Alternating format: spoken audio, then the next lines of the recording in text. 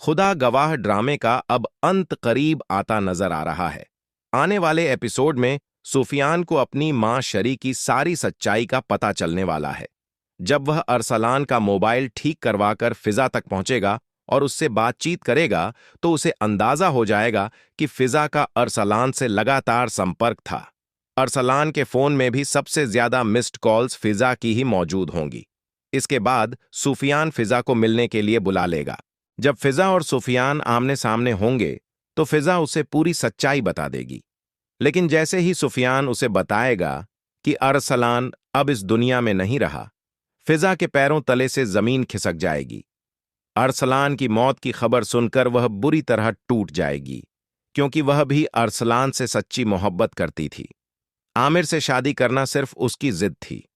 उसे लगता था कि अरसलान उसके साथ धोखा कर रहा है और शायद वह उससे शादी नहीं करना चाहता। इसी गलत फहमी की वजह से फदा ने आमिर से शादी कर ली थी। फेजा सुफियान से यही कहेगी कि आमिर के साथ उसे जो भी करना है वो अपनी मर्जी से कर सकता है, वो उसे नहीं रोकेगी। लेकिन असल कसूरवार उसकी मां है। सारी साजिश के पीछे उसकी मां शरीफ ही है। जब सुफियान को ये हकीकत मालूम होगी तो उसका दिल बुरी तरह टूट जाएगा।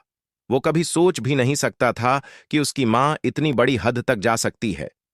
शरीफ ने अपनी गलतियों की वजह से सिर्फ अपनी नहीं बल्कि पूरे खानदान की जिंदगी बर्बाद कर दी। सुफियान का अपनी मां से एतमाद मुकम्मल तौर पर खत्म हो जाएगा। जिस मौत का जिम्मेदार वो अब तक जायशा को समझता था, हकीकत सामने आने के बाद वो जायशा को बेकसूर समझेगा और अपनी मां को ही हर चीज का जिम्मेदार ठहराएगा।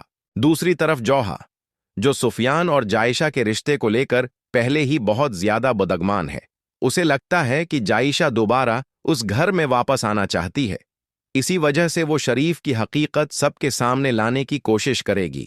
जौहा साफ अल्फाज में कहेगी कि आंटी, जिस तरह आपने जायशा को सुफियान की जिंदगी से दूर किया था, इसी तरह आप मुझे सुफियान की जिंदगी से नहीं निकाल सकेंगी। सुफियान जौहा को खामोश करवाने की कोशिश करेगा, लेकिन जौहा मुसलसल बदतमीजी करती रहेगी और किसी सूरत खामोश नहीं होगी।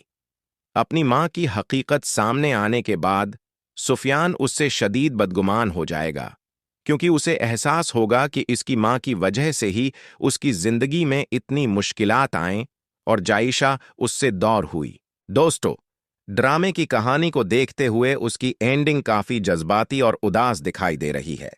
शरीफ ने अपने मफाद के लिए जो कुछ किया, आखिरकार इसी की वजह से उसने अपना घर और अपनी खुशियां तबाह कर दीं।